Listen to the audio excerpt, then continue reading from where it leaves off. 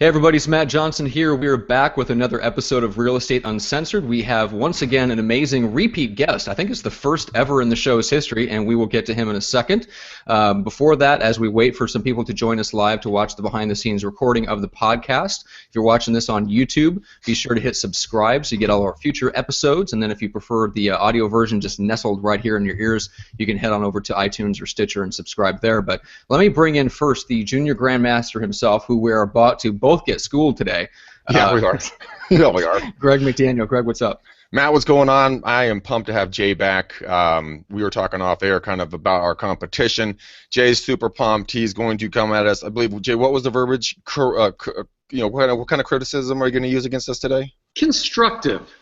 And that's the polite way of saying I'm going to beat you senseless because you're effing morons. Every idea is a good idea of an example to make other people not feel dumb. This is going to be so painful, Matt. Yeah. But I'm truly looking forward to it. I mean, we were talking, and Matt and we took the challenge from Jay, come up with 3 problems a day. And Matt and I legitimately could not do it. We're like, do we really engineer our lives to the point where we're incredibly happy every single day? And we sadly had to shake our heads, yes, we've engineered our lives to the way that we like them, which does not help this competition. But we do have some really cool ideas. If you steal them, I will find you and beat you with a baseball bat. These are ours. Do not take them. Is that an unveiled threat enough? Do you think they got my subtle hint there? Sure, yeah. And Jay, how plentiful are ideas? Does anybody care? Well, let's back up for a second. So last time I was on the show, I talked about in my book, Disrupt You, that there's a process that you can go through. Just look around your life and write down 3 problems a day for a month. So by the end of the month, you have 90 ideas, and in there is the kernel for $1 billion business, right? And this is how everybody starts, and all these great ideas that are now companies. You're in traffic, it creates Waze. You can't get a date, you create Facebook when you're in college. That's why Mark said he did it, to meet girls at Harvard. So I'm looking forward today, and your listeners are getting the front row seat to really hear the next $1 billion business. And you're putting that idea out there free in space because you guys are so content, you don't feel like disrupting your life and starting a business and becoming wealthy and successful. So why not empower a listener to take the hard part? The idea is the easy part. The hard part is execution. So that is true, and that's what I was going for. Was the ideas are out there. It's the execution that is the key part. But so every other podcast just gives you thoughts of the day. Today, this podcast is giving away $1 billion business ideas. $1 million if you just work a few years. $1 billion if you really put the effort to it. That's what I'm expecting from you two guys. Okay. And to really egg it on symbolically, because I won't send it through the Ethernet, this is the dude trophy. Which one of you becomes the dude? Okay? Okay? I'm expecting an idea that pulls it all together much like the dude's rug. Okay? Obviously, you're not a golfer. I hope you're big Lebowski fans and got the reference. Otherwise, why Jay has a little statue of a guy with bowling pins is bizarre. That's one of the best movies ever. When they're looking at the bowling ball and says, "What's this?" Obviously, you're not a golfer. It's one of the lines I will laugh about till the day I die. And now I need to go back and rewatch that movie. Okay, for anyone that was listening as opposed to watching, Jay held up a little I don't know, figurine. Of the dude. Of the dude, that's right. There we go. There he is. The dude abides. The dude abides. Laziest dude ever. All right. So on today's show, what Jay's talking about is we're going to do kind of a mini Shark Tank where we present our ideas that we kind of fleshed out. So we each picked out, Greg picked out 3. I have 1. One idea out of these ideas that we came up with over the last 30 days of taking the challenge. We're going to pitch them to Jay, and we're going to try to see if we can arrive at a zombie idea. So Jay, why don't you quickly share the concept of what is a zombie idea and why is it so important to get it to that level before you take it out to the marketplace? So in Disrupt You, I give kind of a different approach to ideas, which isn't that you should nurture this idea and help it grow like a butterfly or a flower. The purpose of an idea is to kill it, destroy it, rip it to shreds. Why? Because if you can go through all the iterations in your mind of why that will fail before you get to market, then you can do it without burning any precious capital. Yeah. And the better you can build it. And so when you come up with an idea where your 10 first customers and everybody that you talk to about it can't find a fault with it, then go out and raise capital because you have a zombie idea, an idea that can't be killed. So in today, what I'm going to do is not be and treat you like a VC, because what a VC, any venture capitalist will do, whatever your idea is, they're going to say, wow, that's a really good idea, but I couldn't convince my partners. And they tell you that, so you'll come back with the next idea, hopefully a better one. No venture capitalist usually sits there and says, that was really stupid, please get out of my building. So I'll let you know what's going on inside their heads. I've raised hundreds of millions of dollars for startups. I've taken companies public. I've done this many, many times. But we're living in this era of endless innovation where so many new things are out there, 3D printing and social media, and 6 billion people click away on a phone, that you may have something that you think, wow, was so obvious, but nobody pursued it. So who's up first? Matt, do you want me to go, or do you want to go? Since you have one, I'll shoot one, and then you want to jump yours in, or how do you want to play this? Why don't you shoot one, and then I'll go with mine, and then if you need to whip out your other two, that's fine. Depends on how good your first one is. Please. All right, I'm going to come out with my favorite one out of the chute here then.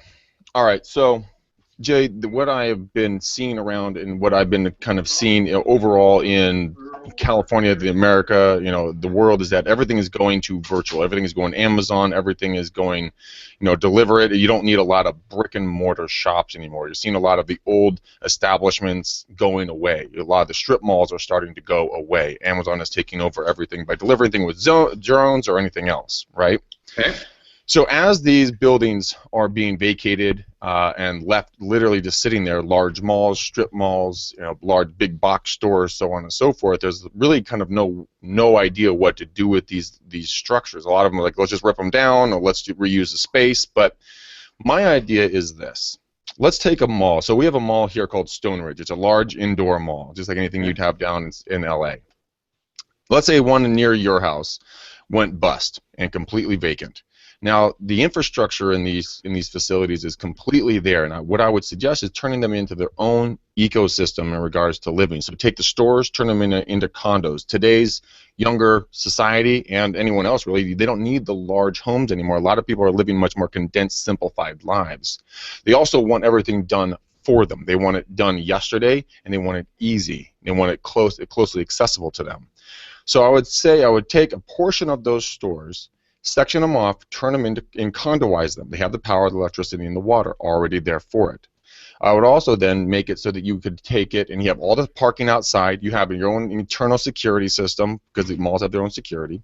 You have shops in there that then it could turn into little bistros. You could have massage parlors. You could have beauty parlors. You can have gyms. Nice, the whole gamut. Make it completely enclosed. You have what do you call it?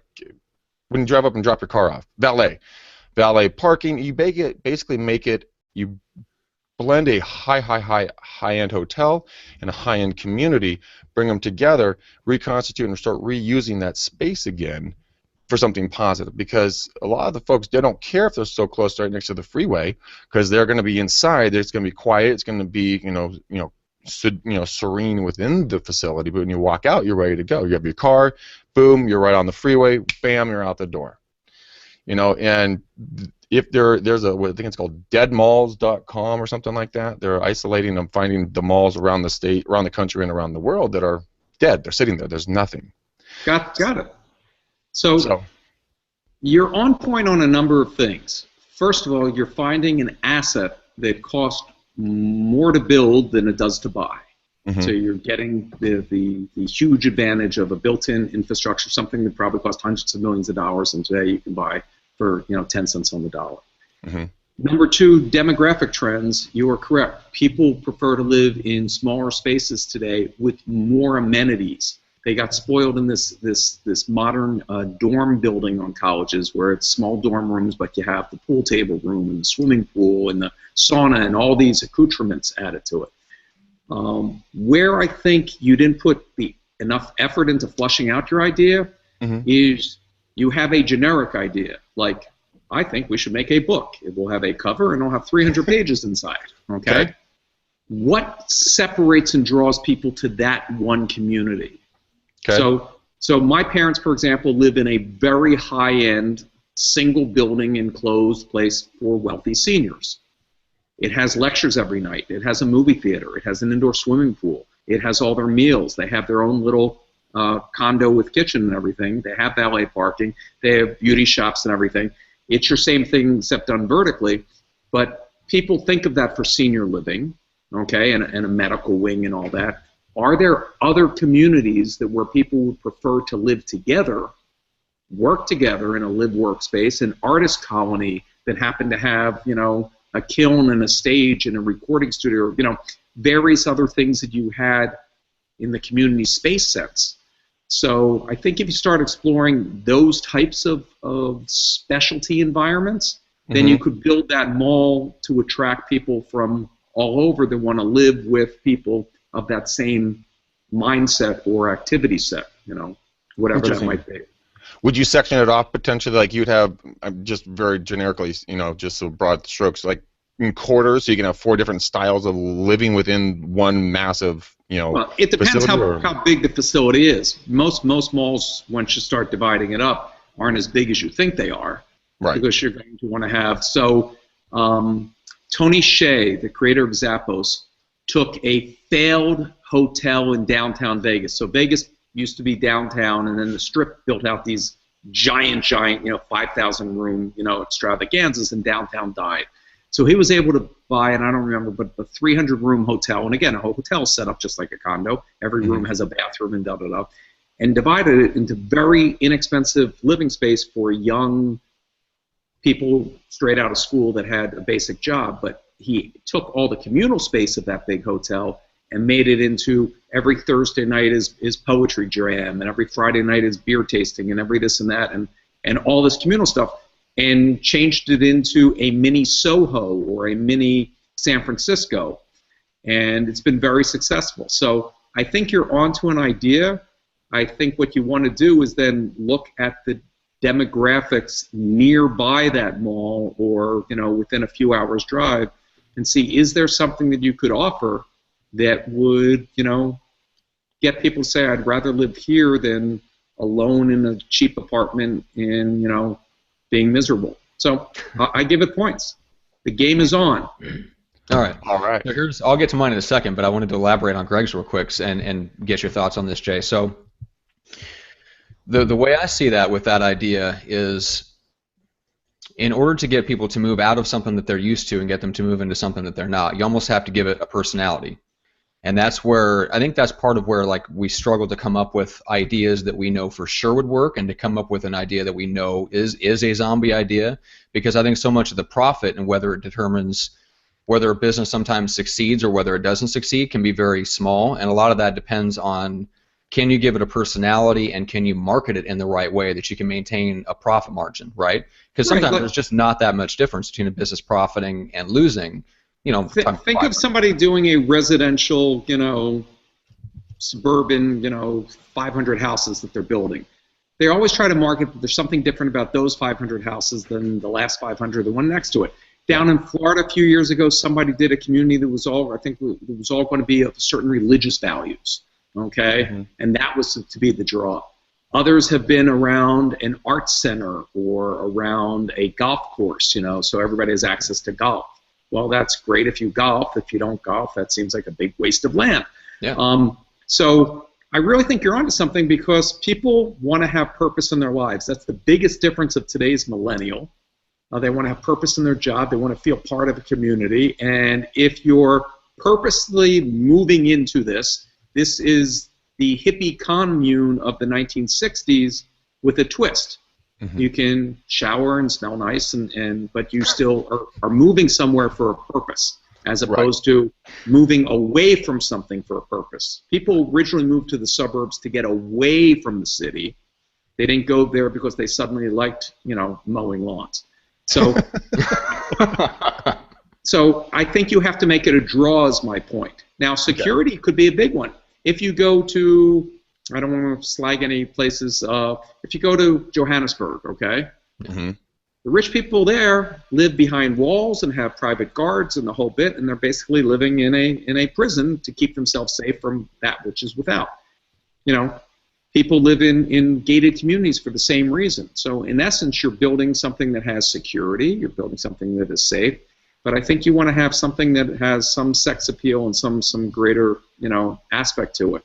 And maybe, and I'm just riffing on your idea, what if there were several of these, okay, of the same aesthetic, and it could also work like a timeshare? So you could say, I want to live in the one in Florida for, you know, 3 months a year, and the one in California 3 months a year, and the one up in Montana, you know, and you're part of this residential community of like-minded people that happen to want to have, you know, a more nomadic lifestyle because they're consultants or they're podcasters or whatever they may be. So it's kind of like The World, the cruise ship called The World, when you can travel, get on and get off. Same different thing, we just weren't out a boat. Right. You know, I think that's a great idea. I love that because there's a lot of folks that I know. One of our my brother's ex-girlfriend, we sold her parents' house here in Danville, and they both moved into a little condo here. Then they have a little condo out in Florida, and they puddle jump back and forth, and they love it. And if you knew that, and there many malls are owned by the same chains, so one owner might have 6 or 7 spread around the country, where you suddenly have this live workspace solution for, you know, 4 million square feet of, you know, mall. Yeah, a mall, unused space. We can revitalize it, breathe life back into it, let, you know, everybody get and you know that it's a consistent experience from one to the other. It's not like 2 different people built them, designed them. Yeah, it's like McDonald's. You know you're going to get the same burger and fries no matter where you go in the world. It's going to be exactly the same thing. And you like it, that's why you go back to it. And those, you know those pods that they drop off that you put all your belongings into? Yeah. Tie that into it. So moving is just you pack all your stuff in this one box and it goes to, you know, Mall of America, you know, 2nd floor, and you show up and it's there. The movers just take a picture of your apartment as is and just pick it up and reproduce it somewhere else in Montana. That would be awesome. Yeah, okay, so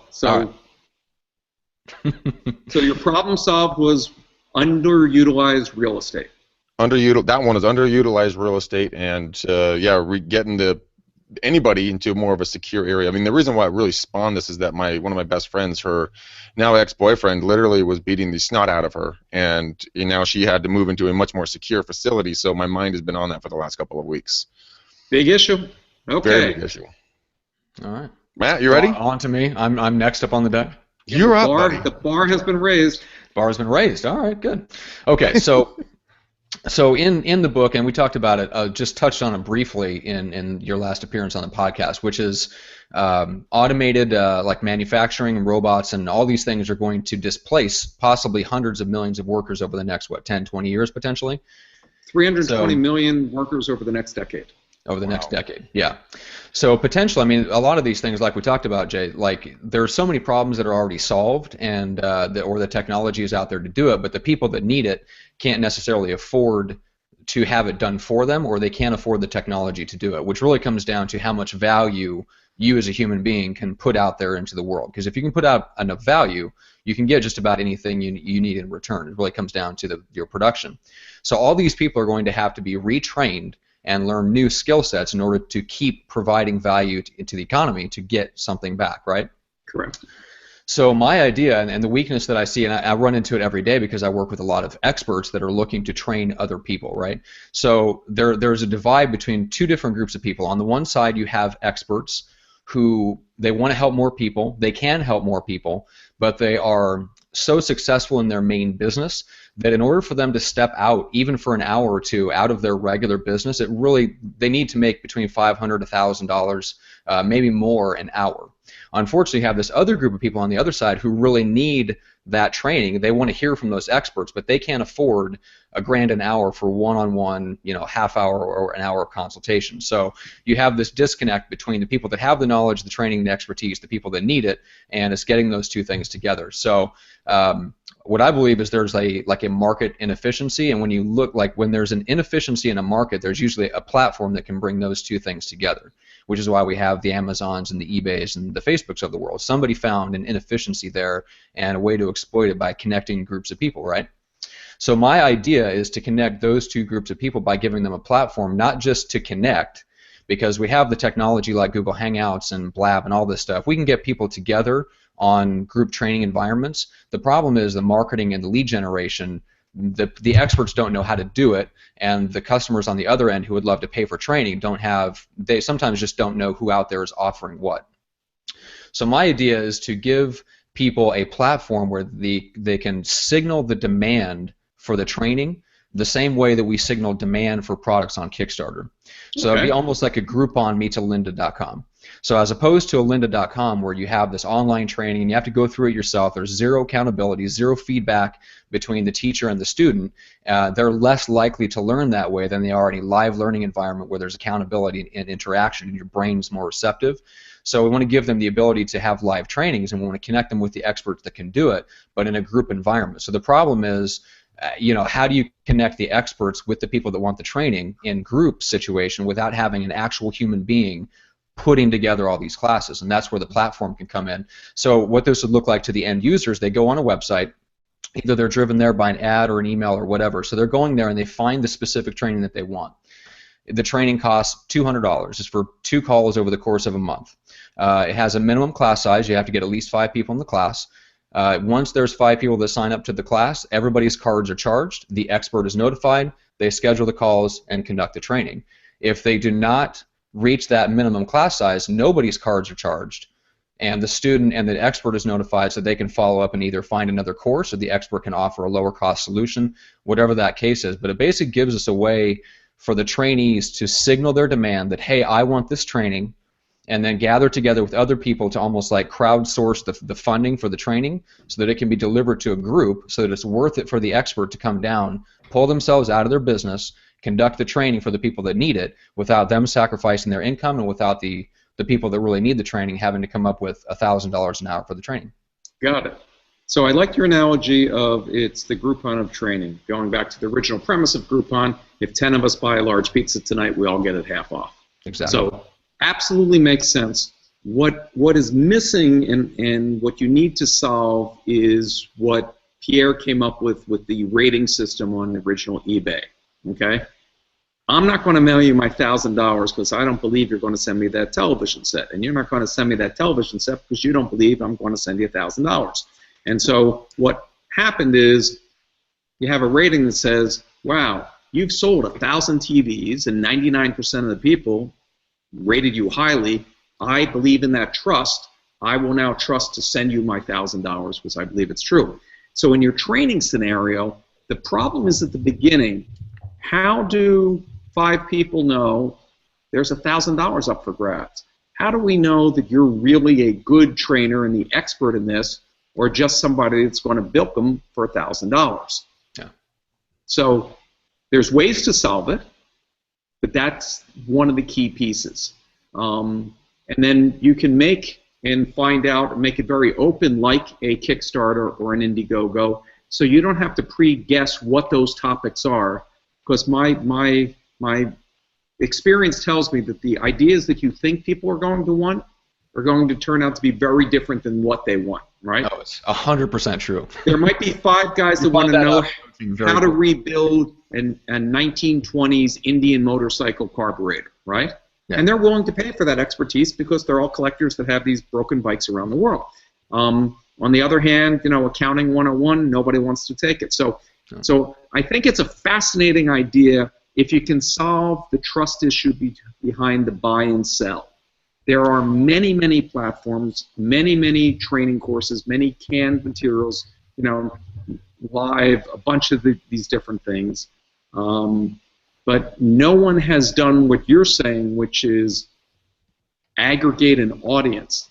And it reminds me of, there's also, speaking tours and lectures, and, you'd love to hear, whoever the Albert Einstein of chemistry is today, and he'd give a speech if he knew there were 1,000 people willing to pay, the $10 each because he wants $10,000 for the hour, and you'd gladly pay $10, So I think you're on to something, and I think in a quick testing of it, you'll find, again, a narrower subject matter to build around.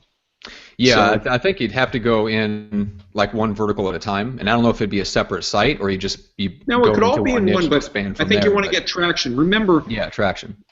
Apple Macintosh only caught on with graphic artists. Right. Okay, and they never got past 3%. Okay, so I think you can find what that niche is, and it has to be the type of training that lends itself to a small group. So, if there's 100 people all wanting to ask questions, no one gets any value. If there's 5 people, one's annoying. What is the environment? And there are some types of things that we learn better in a group because somebody else is better at articulating the question that I haven't gotten far enough along to ask the question. So I'd say that's a very promising idea. Unlike the mall idea, I give it more points, so challenge is thrown, just because there's a finite number of malls that this will appeal to. I mean, you can make millions off of the idea, but if you can come up with this exchange of knowledge globally, teaching language, teaching anything, you're talking about a multi-billion-dollar platform that would be very efficient to build because it's not going to cost you more to build a global platform. Right. But once you aggregate that audience, someone else trying to steal that audience, very difficult to do. So you have an eBay, you have a LinkedIn, you have a Facebook, you have something that 100 million people might be using and you're making billions of dollars. Where the mall idea, the second the first guy does it, somebody else that owns 100 failing malls, or the big guy like Westfield, they can suddenly do the mall thing on their own and don't need you. So, No, that's a very valid point. There is a finite amount of malls that are failing.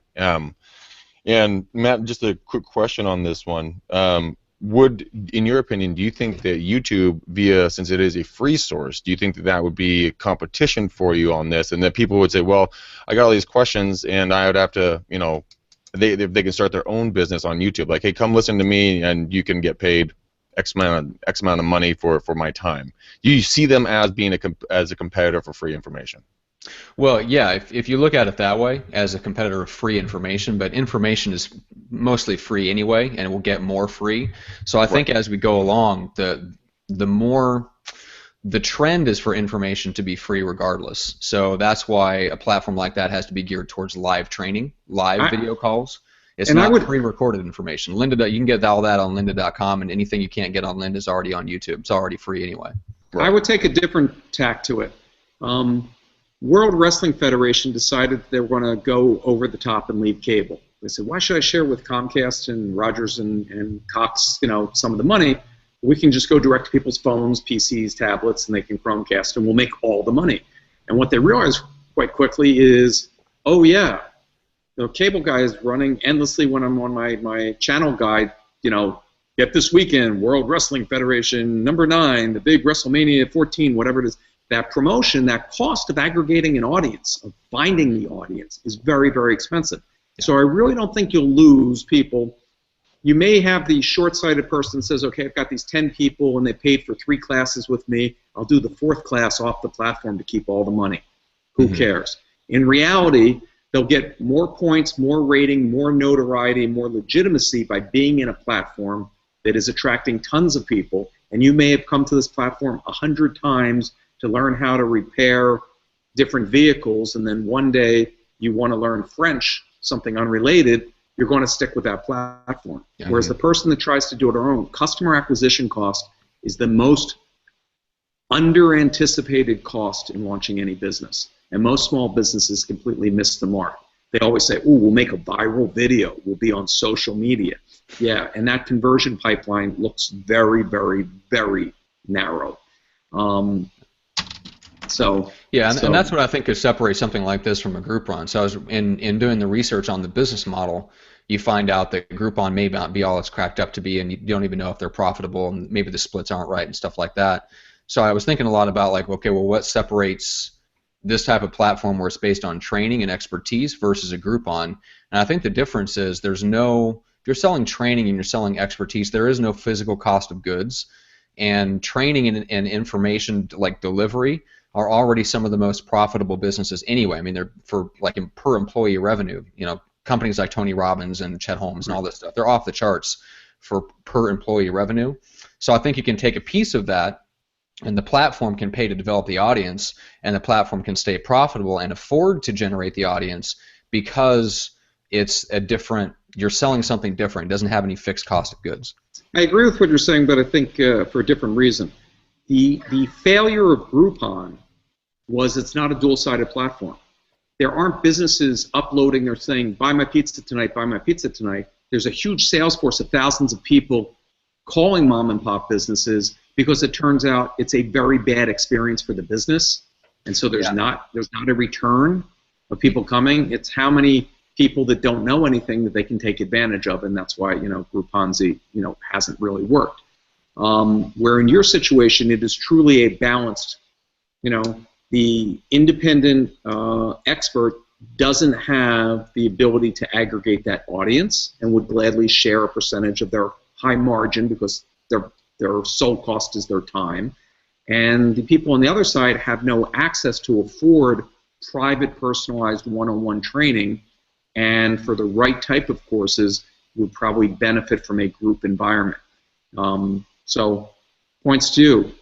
Now to your second idea. Okay. I was working out the other day, and back when we first started doing this, and I was frustrated because a lot of the music I was listening to, I could never find anything that I really liked. And all of a sudden it dawned on me, and I've tried to find it, and if I missed the point on this and I didn't find this thing, then bad on me. But I want to come up with the Instagram for music. So I like a certain type of music when I'm out there and I'm working out, and sometimes the start and stop of two songs aren't exactly congruent with each other. It's a little bit on the rougher side that I found in some of the music, and not all the songs I liked. Now, like Instagram, there's multiple different filters, and so I'm not in the music business, so you're going to have the correct verbiage here for me. But if there was a way to allow both existing music, there's a thing I use on my iPod Touch for running. It's called Rock My Run, and they put a bunch of compilations together, and you can pick which one and go for it. But if you're able to have something like that, license the existing music, but then like you're just talking about with the Groupon for the new music, Matt's an artist himself. Matt could put up, he could upload his own music into folders where then people can go grab it and put it into their playlist for workouts, for studying, for get it on with their hunting pants, whatever they're going to want to do with it. And Matt is just smiling his face off over there. I think that it would be interesting if you can come up with your own style, because everyone's got their own idea of what music really should sound like. That's the great thing about music. It's completely customizable. But if you wanted to have certain different fades or filters or adjustments or pitches, I think that people could, one, rate each other on which one mixes that they liked, two, original music that's uploaded, and then overall playlists, and then you get ranked. And it's like crowdsourcing. Right? When crowdsourcing happens, people come together in teams. They have a common objective, but what they saw was that a lot of the times these crowdsourcing teams would start working in conjunction with each other to make better end product, or absorbing teams into teams. But it could be a really cool way for people to create their own music that they want completely, easy filters that people could adjust the sound and the type of songs that they want to bleed into the next song, and make the playlist as long or as short as they would like. I mean, there's the softwares. It's kind of like Waze. I mean, all the different softwares are there. It allows people to do what they want to do and be creative. And the music industry, as both of you know, and I know very little about, it is a massive industry where people are constantly trying to get their music out there and heard, but do it in a different and creative way. Okay, so as you know from reading Disrupt You, I was head of digital for a number of the major music companies and involved in dozens of music startups. Mm-hmm. What you failed to do on your idea is actually just sit down with a piece of paper and try to go from beginning, middle, and end and see if you actually had an idea all the way through. Mm-hmm. What you've touched on is a whole bunch of ideas that may or may not conflict with each other. So people have built web businesses and apps for sharing playlists. People have tremendous algorithms for music discovery, if you're on Pandora or Spotify. People can follow the musical tastes of others.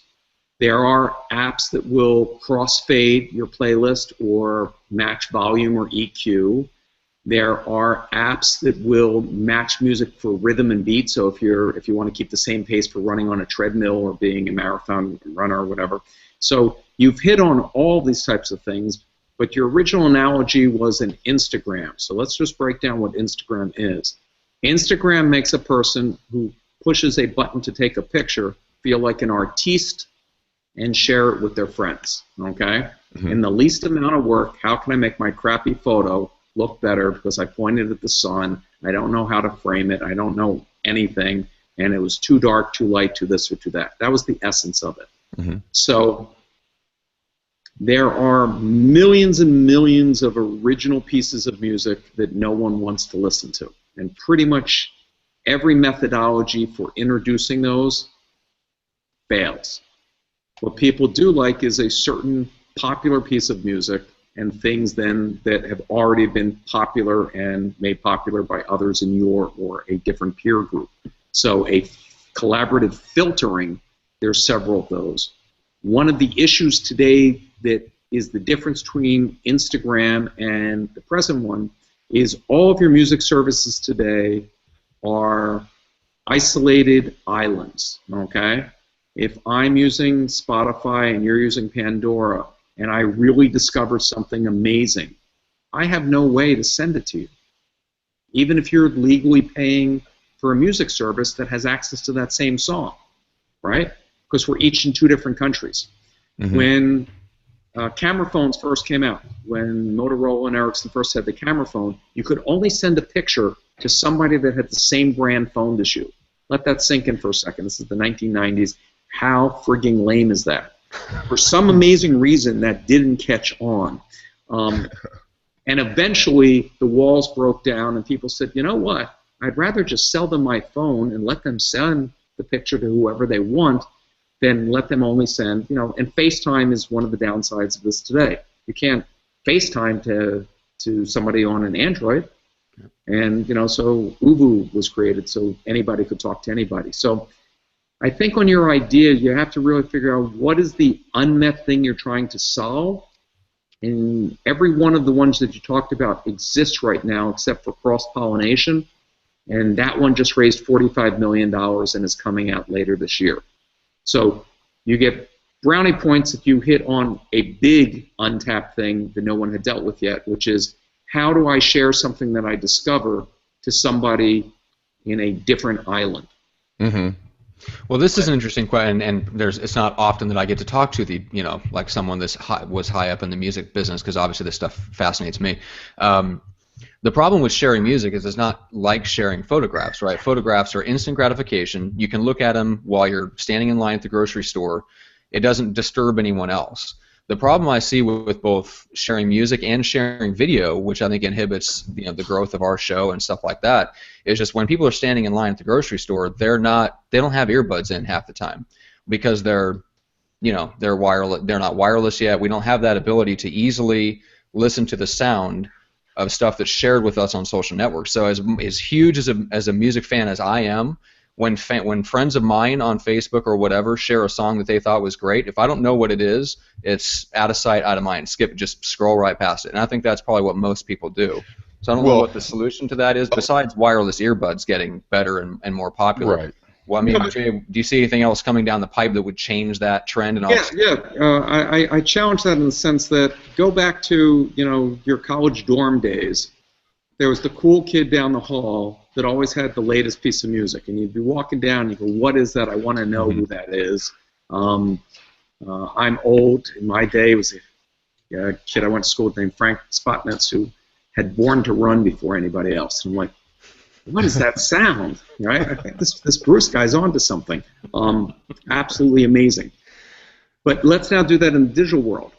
What if, when next time you listen to Spotify or listen to Pandora or listen to Cure, not a plug, but I just joined the board of Cure, CUR, and a trusted friend in your community suddenly added a piece of music into your mix. So it's not the Instagram of I'm filling white time when you're just sitting waiting in the car, waiting for somebody flipping through. It's at a moment when I've decided I want to hear music, I have the choice of hearing what I've already put together or something from a trusted source that I believe I'd like to know what they think I should hear. True, but where I was going with that originally is that it would be up like, okay, Jay and Matt, both of you guys, artists, you uploaded music into a collective queue under certain genres, right? So Greg, now looking for a workout, music that I want to put together, I go and I find Jay's music and I listen to it because I'm looking for a specific type of sound. So it may or may not work, and then let's say I add Jay's in, and then I go, okay, I'm not quite done. This is kind of what I want to create. Like you're becoming more of an artiste in regards to putting a collection of music together that speaks to you. So that was a business called Uplister, where everybody could upload their playlists. And yeah, so I remember that. So I could make a workout playlist. I could do the romantic dinner playlist. I could do we're going to go do a road trip playlist, and depending what you thought of my taste and past list, you go, wow, I want to check out Jay's road trip because I really enjoyed his exercise list. Turns out, didn't make a big splash with people. What seems to be the missing thing in a world of so much niche content is discovering a new piece of music, and then you tend to have the ability to know where and when you'd like to listen to that. Mm-hmm. So there are other music startups that have said, let me look at your entire collection that you already have. You've got 12,000 tracks, and you just say what mood you're in, and it knows which of those songs matches your mood and programs according to that. So I think all the pieces that you brought up have been solved. The idea that somebody's going to put in folders and go through folders is never going to happen. It has to be completely seamless and automated in that I've now made the decision to go for a run. I don't want to stop for 10 minutes and futz with music. That cuts into the little bit of time that I have for running. I would love in the middle of my run that there be a song that I really like that I never heard of that matches the tempo of my run. And later I can find out who put it into the list or not. And I can also then obviously just tap my headphone and instantly skip it. So headphones, as far as being more interactive, I just saw some at CES that were wireless and interactive, and that took your pulse. So they did heartbeats. So what's interesting about that is the app that ties to which was for your physical and your cardio and your weight and all of that stuff. Your typical how many steps are you taking? You can now take the fact that it knows your heartbeat is elevated and do music that matches that. Or if you're at a resting heart rate, music that's more mellow. So it could actually adjust your playlist from your favorites based on beats per minute of your heart. Interesting. All right, so basically we'll take this Instagram of music and we will put it down because it has been solved. I put them all as I think you had a catchword and you didn't go deep enough to come up with something new.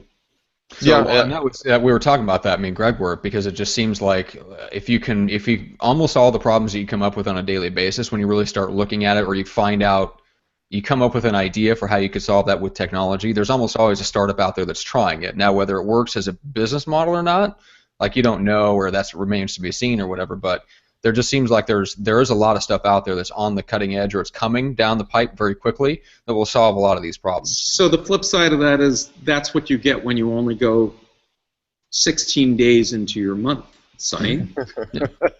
And that's the first slap, right? All the obvious ideas are obviously being worked on. Exactly. It's when you dig deeper and you get to the idea number 70, number 75, number 90. That's when you start saying, here's something nobody bothered to really push the limit. And I'll give you one that I'm just seeing in the rooms that you were in.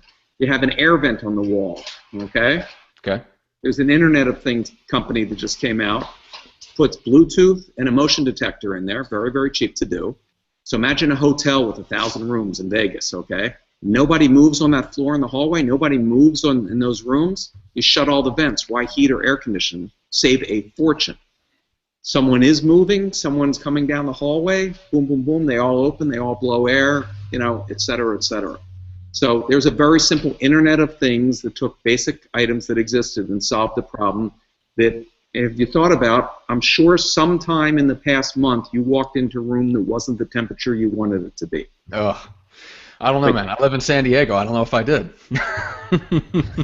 Coming from the Midwest, yeah. So, Yeah, that's true. I mean, but you're right. It's oh, all right. So What? when you get to day 70 and you get to day 90 and day 120, so how much? I mean, what was your experience going through this process yourself? How much time and how much real mental focus were you dedicating towards? Was it more of just a mindset shift where you became more aware and you started to notice things, or was it so, really focused, hard thought of looking for things to solve? so I've kind of lived my life doing this for decades. And so it's more about taking something that you think is a big category for me and drilling down, just like we kind of did on Music per Second. Mhm. So I recently decided why not do a road trip from LA up to Oregon, okay, for the sole purpose of simulating what life is like in a self-driving car.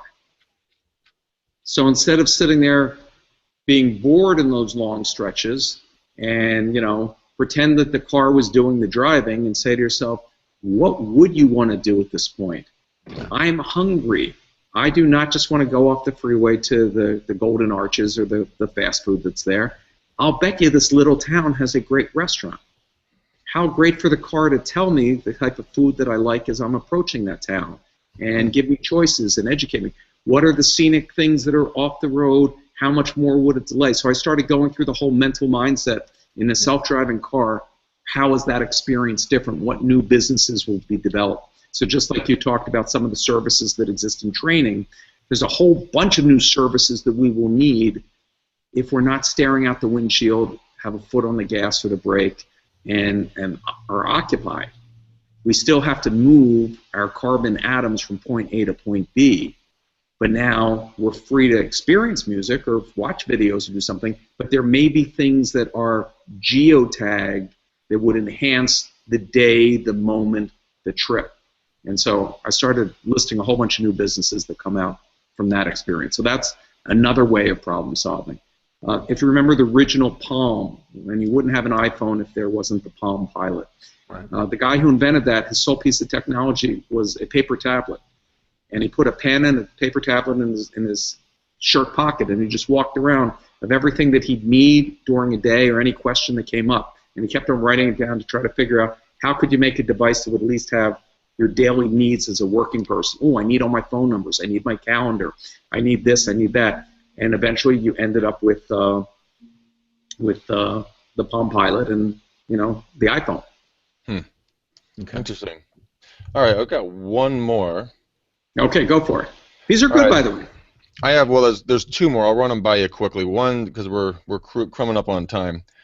So a problem I do have, and it constantly pisses me off, and now that we're talking more about it, is smells in the air, like aromas. It drives me through the roof. Now, where I live, it's a one-bedroom condo that I bought, and I've remodeled it, but during the day I have to keep my windows closed, and so the air is a little, it's not moving through like I constantly like it. An idea that I had a number of years ago is that every air filter and an intake for air conditioning or heating, is a filter, and it needs to be changed on a regular basis. Would we all agree upon that, to keep the pollutants and pollens out of the air? Something that I've looked for and I haven't been able to find, is something that I've actually even tried, which worked out really well when I jerry-rigged it together, is I went and I got the air filter from the intake, and I took a little bit of smelling oils, just a little bit, and sprinkled it on the filter. What it did is every time it sucked in, guess what? It blew out some really good light smelling air. So instead of having the air filters that you plug in and you got to keep rebuying them, and it's an extra expense, it's an extra piece of hardware, you got to plug it in, it's more wattage and usage and the whole nine. As the air blew through my filter, I was able to get good smells. So I thought to myself, well, what if there was a way to get an air filter, small doses, not too much, otherwise it's going to suck. But it's just enough that over a 30-day period or a 60-day time period, it would steadily erode maybe strips or spots or something along those lines of when the air would be blowing past it. It would I guess it would unwind itself or peel off so that you have a continuous amount of whatever smell you want. Let's say you wanted ocean's breeze or whatever. Fragrance filter.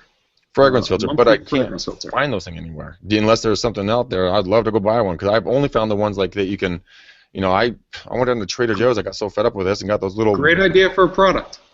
I talked about it in Disrupt You, but a friend of mine's father was a research scientist at a boring company that made boring stuff.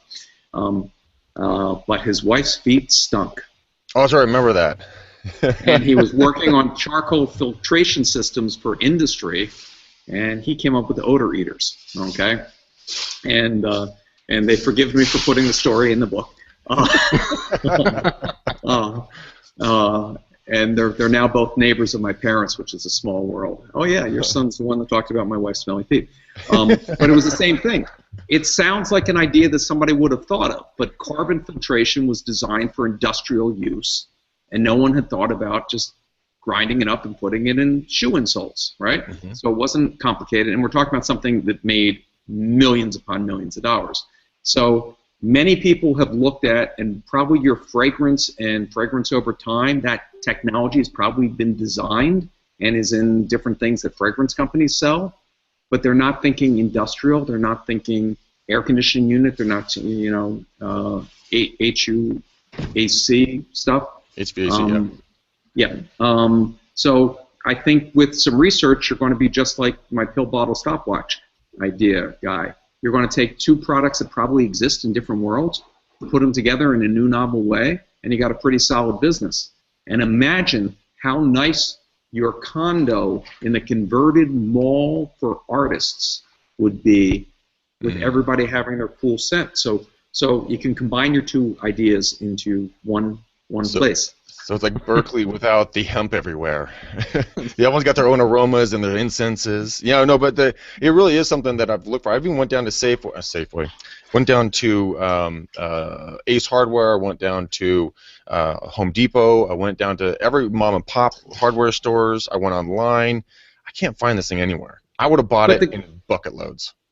So of all the ideas, that's the one that I give the Dude Trophy to today, and let me tell you why. Killing me, Jay. Okay? Come on. He gets the Dude Trophy for fragrant filters. Let me tell you why, and if you don't agree, then we'll go back to a vote. But I think I can get you unanimous. What was unique about that compared to all the other ones? All your other ones were trying to think like a business hat. Okay, I see a business here, and I'm going to turn it into something, right? Da da da. That was just, I'm a cranky person with a problem, okay? This bugs me on a visceral human level, okay? I'm not even thinking about a business. This just really bothers me, okay? Which means it is something that as you speak, it bothers other people, which means there's a market, a quite sizable one, and no one has probably thought about putting these two different technologies together in this new novel way. And that's why I think that gets the Dude Prize. You guys agree? I definitely agree. Of course, Gregory. So, yeah, it's deodorant for your house. So hey, it needs it, pal. That'll be the name of it. Deodorant for your home. That's right. All right. But wasn't that the definition of really just looking at a problem most people overlook? Yeah. It's your daily issues that piss you off, and you're just like, okay, I'm really tired, and I'm constantly hunting down a way to make my place smell better, and it's a daily fight, and that's so, Jay, if you want to, let's work on this. I'll give you 50%. Let's work on it together.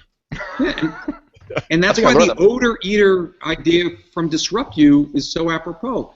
Wouldn't you have figured somebody in the tennis shoe industry, somebody in the shoe industry, the sock industry, somebody in the medical industry, somebody in the soap industry, somebody in any of those would have come up with stinky feet are a problem, right?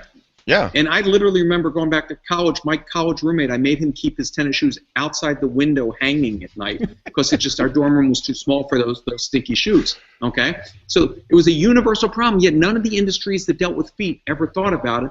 Here was somebody working on big industrial stuff that saw a technology that then he had a problem in his own life that he wanted to solve. So Funny story on that. When I was growing up, I had some stank ass feet to the point where when I was with buddies, like we were at camping or like staying at the house, I remember one day they made me open the sliding door, sleep with my feet out the door, and the shoes out the door. I could have used it TMI, TMI. a long time ago. All right.